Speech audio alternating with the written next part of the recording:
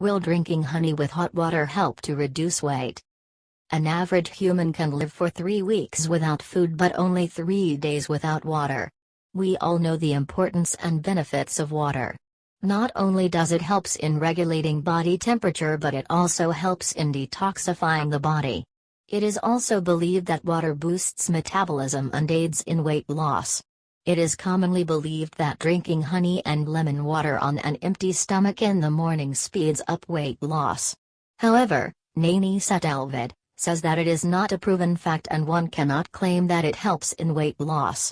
Honey and lemon water is believed to cleanse the colon and expel undigested food, intestinal cells and other toxins that have built up in it. The removal of toxins improves the absorption of nutrients in the stomach and helps you stay hydrated. This drink is also believed to prevent bloating.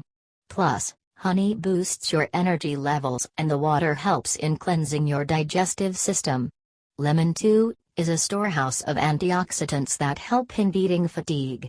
Fill a tall glass with warm water, as hot as you can tolerate, add the juice of half a lemon and 1 teaspoon of honey to it.